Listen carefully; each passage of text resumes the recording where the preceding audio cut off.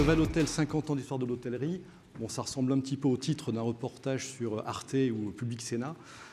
Bon, j'aime bien Public Sénat parce que c'est quand même toujours intéressant et c'est important de savoir d'où l'on vient pour savoir où l'on va. Et je vous propose qu'on passe rapidement en revue l'histoire familiale de Valotel. En 1973, mon père signe un premier contrat de franchise, c'est le Novotel de Valence. Ça ne nous rajeunit pas. Et il s'est passé beaucoup de choses entre-temps, puisque, j'ai envie de dire, quelques décennies après, on a développé, entre les hôtels et les restaurants, une trentaine d'établissements. Le groupe a fait l'objet d'une scission en 2014 avec ma sœur pour passer un cap de génération en très bonne intelligence. Ça s'est très bien passé. Et moi, depuis cette date-là, donc on a entendu développer d'autres marques avec le groupe Accor et aussi un petit peu avec Louvre-Hôtel. Ma stratégie, c'est l'acronyme FIB. FIB pour Few is Beautiful. Plutôt que faire un hôtel par an, je préfère en faire peu, mais faire des gros, et dont je vais prendre soin. Et pour illustrer cette stratégie, je ne résiste pas au plaisir de vous montrer quelques réalisations. Ici, vous avez le Bella Roya, qui est au centre de Montpellier, devant la gare Saint-Roch, 182 chambres, exploitées sous les enseignes Golden Tulip et Campanile, avec un restaurant qui s'appelle Chez de la Gare. Une très belle architecture qui nous a valu plusieurs prix. Ça a été imaginé par Manuel Gautran, ça fonctionne très bien. À Paris, on s'est essayé au Boutique Hôtel avec Flanel Paris, un ravissant petit boutique hôtel qui est à côté de l'avenue de Wagram, qui fonctionne très très bien. On a mis un soin très particulier à développer ce produit et ça fonctionne là aussi très bien. Et puis, pour finir, at last but not least, des silhouettes qui vous sont désormais familières, que sont les Tours du Haut, dessinées par Jean Nouvel, dans le 13e arrondissement, ou avec mon associé extraordinaire, Laurent Taïeb, qui n'est pas là aujourd'hui, mais auquel je pense très très fort, nous allons développer la 139 chambres d'hôtel sous la marque M-Gallery, un restaurant panoramique et un rooftop. Et le tout va être décoré par Philippe Stark. Donc, on est tous surexcités à l'idée de travailler sur ce projet. C'est très difficile, mais on va le sortir. Et l'ouverture est prévue pour la mi-2022. Voilà, je n'en dirai pas plus, je suis prudent. Voilà, mais en tout cas, un très très beau programme. Donc, quand on prend un petit peu de recul depuis 1973, bien entendu, le monde a changé et notre métier a évolué. Lorsque mon père a ouvert le Novotel de Valence, c'est une hôtellerie que je qualifierais avant tout de fonctionnelle. On était là pour remplir des standards, des basiques, bien dormir, un bon lit, une bonne clim, de l'occultation. Ce n'était pas si évident à l'époque. Il faut se souvenir que dans les années 70, il y avait soit des hôtels de préfecture un petit peu, enfin pas terribles, et puis des hôtels de luxe. Et donc là, c'était un boulevard, bien entendu, pour le groupe Accor. Et cette hôtellerie s'est imposée aussi parce qu'elle était très moderne. Rendez-vous compte, une salle de bain et une télévision dans chaque chambre. Enfin, c'était absolument vertigineux, quoi. Et ça a fait le bonheur des classes moyennes des années 70, de ces années économiques triomphantes, que ce soit le chauffeur de taxi de la Roure qui s'arrêtait à Valence avant d'aller à Palavas-les-Flots, ou que ce soit notre voyageur de commerce, tout ça a très très bien fonctionné. Et si vous me demandiez à moi, il y a encore une quinzaine d'années, quel était mon métier, je vous répondais très spontanément, moi je suis un hôtelier franchisé. Je suis un franchisé Accor, et donc je suis un bon professionnel si je maîtrise bien mon investissement. On fait juste ce qu'il faut, pas plus, pas moins. Le F&B, on en fait le moins possible. Ça tombe bien parce qu'on n'est pas très bon. On ne peut pas dire que la salade Novotel des années 70... Enfin, moi, j'étais gamin, j'adorais, mais ce n'était pas non plus un sommet de gastronomie. Et puis, il fallait qu'on soit très efficace et très rentable. Voilà. Et donc, moi, j'ai pris la succession, on m'a donné les clés de bagnole. Avec ça, on m'a dit, voilà, maintenant, il faut que tu poursuives là-dedans. Si ce n'est que... Il y a des gens qui sont venus me taper sur l'épaule en disant, mais écoute, Pascal, ton hôtellerie fonctionnelle, c'est très bien. On dort bien, il y a de la clim, c'est formidable. Alors qu'est-ce qu'on s'ennuie, quoi. Vraiment, c'est pas marrant. On a envie de vivre une expérience plus forte, on a envie qu'il se passe des trucs. Et là, bien sûr, ce sont les mots magiques, un peu tarte à la crème, hein. Lifestyle, boutique hôtel. Et qui vient nous susurrer ça à l'hôtel? Bien, ce sont les gagnants de la mondialisation. On a tous entendu que vous aviez les gagnants et les perdants de la mondialisation. Vous avez ceux qui sont de nulle part contre ceux qui sont de quelque part. Je ne vais pas revenir là-dessus, mais en tout cas, cette population jeune qu'on a vu arriver dans nos hôtels avec un fort pouvoir d'achat, qui nous a tous un petit peu, on s'est frotté les yeux. Moi, j'étais à Minorque à l'expérimental au mois de juin. La chambre, elle était à peu près à 400 ou 500 €. Autour de la piscine, je n'avais que des trentenaires avec un ordinateur sur les genoux. Je veux dire, c'est quand même assez phénoménal. Donc, c'est une hôtellerie expérientielle qu'on vient nous demander. Et les grandes dates, je crois, de ce tournant, c'est 1998, la création de la marque W aux États-Unis, Et puis 2007 ou 2008, la création de Mama Shelter. Ça, c'est un véritable virage. Voilà. Et donc moi, qui étais hôtelier franchisé, là, vous me demandiez mon job, il y a encore 2 ans, je vous disais, non, moi, mon travail, je suis un créateur de lieu de vie, moi. Parce que c'est ça qu'on attend de moi. D'accord ? Donc là, où il fallait que je rénove avec un design au plus juste, il faut que j'ai un design maintenant très très fort. Alors je ne parle pas de Philippe Stark, parce que là c'est vraiment un sommet en termes d'investissement, mais bon, quand même, on va arrêter de faire des moquettes, à 2 balles. Mon client, là où on ne voulait pas de F&B, lui, il en veut beaucoup. Et non seulement il veut du F&B, mais en plus il veut du wellness. Nous, dans notre parc, on a 2 spas, on en aura 3 avec les Tours du Haut. Donc, il faut apprendre à gérer des massages, il faut apprendre à faire du spa, etc. Bon, c'est un autre métier. Ça suppose aussi un gros travail sur les marques, parce que les marques, elles incarnent, au fond, toute cette promesse, toute cette valeur. Et donc, c'est un gros boulot qu'on doit faire autour de ça. Et puis alors, il y a une autre population que je dois séduire, parce que c'est bien d'avoir mes classes moyennes des années 70, qui sont toujours là. Attention, cette hôtellerie fonctionnelle, elle fait toujours le job, hein, et elle marche bien, et heureusement que je l'ai. L'hôtellerie expérientielle, elle s'est rajoutée par-dessus. Mais j'ai une 3e population à laquelle il faut que je plaise, ce sont les équipes. Parce que tout le monde veut faire du F&B et des soins, c'est génial, mais personne ne veut travailler. Donc ça, c'est un vrai défi pour moi. Et donc, il faut que ma marque employeur soit propre. Que ma marque employeur soit forte. Et propre, éventuellement, pourquoi pas. Bon, donc là, on est en 2021. Et puis, ce qui est en train de se passer, là, je me projette dans les 50 ans de Val-Hôtel. Ah, ça fonctionne, voilà, de Val-Hôtel. C'est que là, il y a quelqu'un d'autre qui va me taper sur l'épaule. Ce sont mes enfants, ce sont mes banques, c'est la société tout entière, et qui me dit, Pascal, il faut que tu sois un hôtelier responsable. C'est Greta Thunberg. You should be ashamed. Et elle a raison, Greta Thunberg. Elle a raison parce que, l'air de rien, on est en train de bousiller cette planète. Enfin, je ne vais pas faire un long laïus là-dessus, mais moi, je crois que c'est ma conviction, et on ne peut pas passer à côté de cette réalité. Et ça va percuter notre secteur. Ça, je le crois profondément. Et là où jusque-là, je répondais à mes clients, demain, c'est un enjeu politique, et c'est la société tout entière qui va nous interpeller sur ce sujet-là. Et donc, moi, créateur de lieu de vie, je dois devenir un acteur responsable. Et mon quotidien aujourd'hui, quand je vois le temps que j'ai passé ces dernières semaines, je travaille beaucoup sur la RSE, je travaille sur le décret tertiaire, la RE 2020. La RE 2020, c'est les nouvelles règles qui vont s'appliquer au permis de construire à partir du mois de juillet 2022. C'est demain. Je peux vous dire que quand vous plongez là-dedans, vous avez des gens qui disent on n'en fait pas assez, mais quand on est acteur de cette histoire, je peux vous dire que c'est un TGV qui arrive à grande vitesse dans notre secteur et qui va nous percuter. Notre secteur comme d'autres. Et je crois qu'il va falloir qu'on ait la force de réviser aussi nos fondamentaux. Là, on sort de la Covid, on se dit business as usual, c'est formidable, on fait des hôtels comme si de rien n'était. Je pense que quelque chose a profondément changé. Je serais ravi de me tromper, mais j'ai peur que ce ne soit pas le cas. Et puis, je vous passe aussi toutes les autres attentes sociétales et environnementales qui vont accompagner tout ça, d'inclusivité, de diversité. Donc, tout ça, ce sont des challenges qui sont importants. Alors, on ne peut pas faire cette fresque historique sans parler de la Covid. Et moi, plus que la Covid, je préfère parler du confinement. Parce que le confinement, au fond, ça a été un accélérateur et un révélateur de tendances. Quand, dans un même canapé, avec le même iPad, vous répondez à vos mails, vous faites un Zoom, vous trouvez un conjoint pour la vie, vous regardez votre série préférée, vous commandez une pizza, quand vous sortez de là, vous attendez à trouver la même chose. Et au fond, le lieu où je travaille, le lieu où je me repose et le lieu où je m'amuse, tout ça est très poreux et ça devient le même lieu.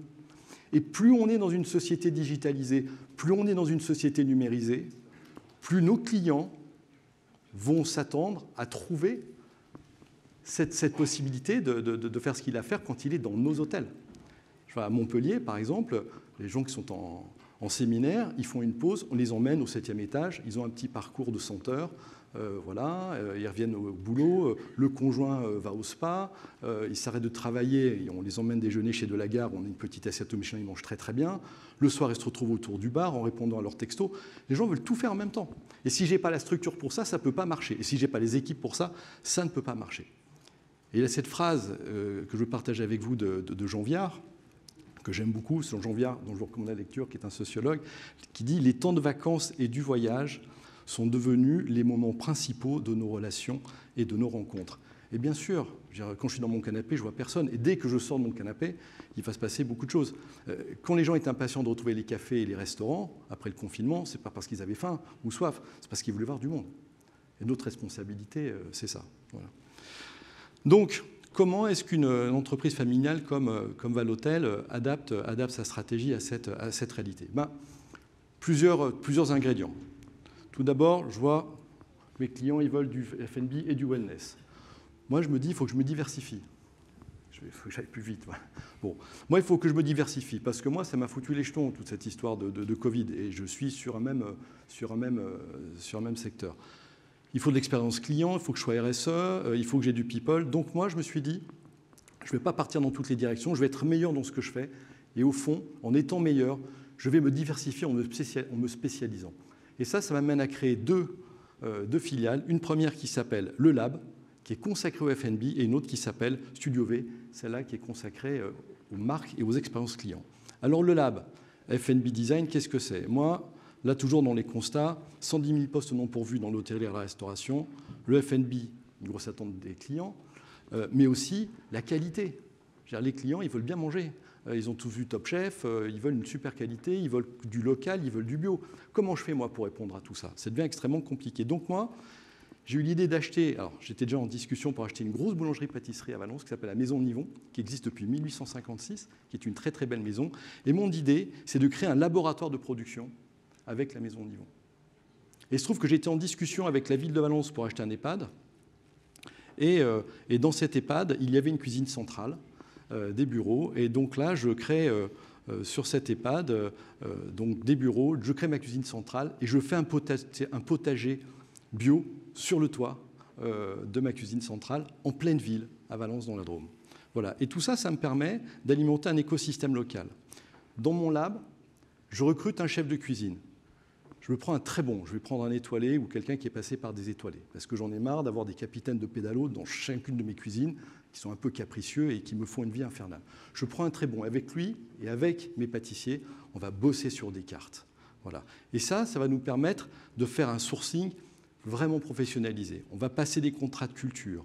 On va faire un travail de gestion de notre sourcing absolument pointu. Et ça va nous permettre d'alimenter, là j'ai mis les établissements qu'on avait aussi dans les tuyaux, 13 hôtels, 8 restaurants, et puis ma marque de boulangerie-pâtisserie à laquelle je promets un beau développement. Et ça, c'est très vertueux parce que ça va apporter plein de solutions. Déjà, ça m'apporte des solutions opérationnelles pour mes équipes. Ça n'a pas tout solutionné. Mais si déjà j'ai quelqu'un qui fait un gros travail en amont, qui arrive avec des plats déjà préparés, qu'on n'a plus qu'à remettre en forme, et qui est formé dans mon campus Val-Hôtel, qui est dans le lab, déjà, je réponds à une partie du problème. L'expérience client, elle va en être que renforcée. Une marque qui existe depuis 1856, qui fait de la boulangerie-pâtisserie, on a une très très belle histoire à raconter. Je suis un acteur responsable, je renforce mon ancrage local. Ma marque employeur aussi est renforcée. Ma femme de ménage, mon réceptionniste, ils seront sans doute fiers de travailler pour une boîte qui a pris cet engagement de responsabilité de circuit court. Ça leur parle. Et puis, ça me donne de nouvelles opportunités de développement. Il y a plein d'opérations que je ne fais pas parce que je n'ai pas envie de m'embêter avec un restaurant. Donc là, ça va me donner de nouvelles ouvertures. Je vois qu'il me reste encore 1 minute. Je vais très vite. Studio V. Donc ça, c'est une deuxième société que je crée qui, elle, est dédiée à la construction des marques. Moi, des marques, on en a fait un certain nombre. Là, vous avez des marques de restaurants, Louvre de la Gare. Louvre, c'est un restaurant qui est à Valence. Flanel Paris, Bella Roya ou la Maison Nivon. Moi, je crois que les marques, c'est quelque chose d'absolument central parce qu'au fond, il y a une telle demande de sens de la part de nos clients, un désir d'appartenance. C'est ça que doit être la marque. Toutes les personnes qui pensent que pour faire du lifestyle, il suffit d'avoir un storytelling, de mettre un t-shirt à son réceptionniste et des baskets et lui donner un air cool, je pense qu'ils se trompent. Si vous ne puisez pas dans les racines de la marque profondément dans les attentes de vos clients, ça n'a pas une réflexion en amont, ça ne fonctionne pas. En tout cas, moi, je n'y crois pas et on a toujours fonctionné de cette manière-là. Donc, je crée une entité qui s'appelle Studio V, V comme Val-Hôtel, et son job, c'est d'observer les tendances, créer des marques, réfléchir à des expériences clients et supporter mes équipes dans cette expérience client. Et je peux vous dire que si vous n'êtes pas quelqu'un qui se lève tous les matins en se disant « Tiens, l'expérience client que j'ai imaginée pour Montpellier ou pour Paris, est-ce que vraiment elle est concrétisée ?» Ça ne fonctionne pas. C'est comme le lait sur le feu. Vous regardez ailleurs, ça déborde. Les gens font ce qu'ils ont l'habitude de faire. Donc il faut apporter du support, il faut être rigoureux. Et ça, c'est la vocation de Studio V. Et puis on a même été jusqu'à créer une marque. Alors c'est une annonce qui sera faite officiellement au mois de janvier. Donc je vous donne rendez-vous au mois de janvier, puisque je me rapproche d'une grande marque internationale pour créer aussi une marque d'hôtellerie. Mais bon, ça me brûle de vous en parler davantage. Mais bon, en tout cas, voilà, restez aware. En janvier, on aura une belle annonce à faire avec Studio V. Et donc, voilà, pour finir, la nouvelle stratégie Valotel, ben c'est ça. Hein, j'ai une ligne métier avec Valotel Management. Dans Valotel Management, ben c'est le métier que j'ai l'habitude de faire, des constructions et opérer des hôtels. Le lab, je réponds à la problématique F&B. Studio V, je réponds à la problématique expérience client. Et puis j'ai une ligne A7 avec mes hôtels, mes restaurants, ma maison Nivon à laquelle je promets un beau développement, national ou international, et puis une foncière que j'ai créée, mais bon, ça serait un peu long. Voilà, j'espère que je n'ai pas été trop long. Merci pour votre attention en tous les cas. Merci Pascal. Merci beaucoup. Merci beaucoup. On vous garde sur scène, Arnaud, côté Bouygues Immobilier, donc côté constructeur. Pascal nous l'a dit, moi j'ai plein de challenges auxquels il faut que je réponde, il faut que je propose plus de services, il faut que ça aille vite, que ça soit adaptable. Quels impacts, vous, sur l'accompagnement que vous menez auprès des hôteliers, des développeurs, des investisseurs? Donc, vous avez pu écouter Pascal, qui est un vrai professionnel, et je sais qu'il y a dans la salle, il y en a beaucoup d'autres. La problématique, c'est de pouvoir répondre immédiatement à un service, à un besoin. Moi, entreprise générale, on se doit de pouvoir écouter et de pouvoir vous accompagner dans cette démarche de construire. N'oublions pas que les problématiques de réalisation d'un ouvrage prennent du temps. Il faut porter les études, il faut s'assurer qu'on définisse correctement l'objet pour lequel on est tous autour de la table. Si on ne vous écoute pas, si on n'est pas là à être à vos côtés suffisamment en amont, eh ben, on passe à côté de quelque chose dans la réalisation. Et nous, notre métier, notre savoir-faire, c'est d'avoir pu accompagner depuis plus de 35 ans des hôteliers, des propriétaires, des exploitants, parce que cette envie et cette obligation de pouvoir faire vivre un lieu, qui plus est un hôtel, est primordiale. Donc, si on ne prend pas le temps de pouvoir vous accompagner, de pouvoir être à vos côtés dans cette décision d'investissement, qui n'est pas neutre, qui est pour... on réalise un hôtel, non pas pour 2 ans, mais pour un espace-temps qui est bien plus important. Donc, en tant qu'acteur, en tant qu'entrepreneur, on prend plaisir à se poser à vos côtés, à vous écouter, à vous faire des propositions pour pouvoir définir, travailler, challenger un programme qui peuvent paraître un petit peu, qui peut paraître facile mais nécessite beaucoup de temps pour qu'on puisse réaliser un bel hôtel. Donc tout ça pour vous dire que Bouygues Construction et particulièrement rénovation privée a ce savoir-faire, a cette histoire dans la rénovation hôtelière. Et donc on est là aussi pour être un challenger et un acteur et au final un vrai partenaire dans cette décision qui est la réalisation d'hôtels. Merci Arnaud. Et justement, Pascal l'a évoqué brièvement tout à l'heure, toutes ces problématiques autour de la réglementation thermique, des évolutions sur la décarbonation du secteur. On est dans une période où c'est encore un peu flou. Comment vous positionnez sur ces sujets-là qui sont quand même déterminants pour la suite? Alors, j'ai eu la chance de pouvoir être auditeur dans l'Institut Palladio, qui est porté par la Fondation de France. Et la thématique de l'année 2021-2022 était de pouvoir prendre le temps de réfléchir au bien-être et à la santé de la ville de demain. Donc l'Institut Palladio est là pour apporter des réflexions et en tout cas avoir autour de la table différents acteurs, promoteurs, constructeurs, architectes, etc. Le bien-être, qu'est-ce que ça veut dire? Est-ce que c'est le bien-être de notre client? Est-ce que c'est le bien-être de l'actif? Est-ce que c'est le bien-être de notre TRI? Donc il faut pouvoir aussi être lucide dans la décision de construire dans un environnement qui est dense en termes de construction, de réalisation et d'infrastructure, Et donc, si on n'est pas là en amont pour vous dire, attention, on peut aller chercher une certification, mais pour quelle raison on va faire cette démarche de certification, de label. Et donc, l'utilisation des matériaux est aussi clé dans la décision d'investissement, parce que si on ne se pose pas la question en amont, encore une fois, d'aller chercher un label, on peut prendre une fausse route. Donc, c'est ce qui donne aussi toute cette richesse de construction ensemble. Et c'est surtout cette envie qu'on a de pouvoir être un acteur. Merci beaucoup Arnaud. On reviendra sur ce sujet de la réglementation thermique, etc. cet après-midi avec Sylvie. Je vous remercie messieurs. Merci à tous les deux pour ce partage et ce témoignage. On va...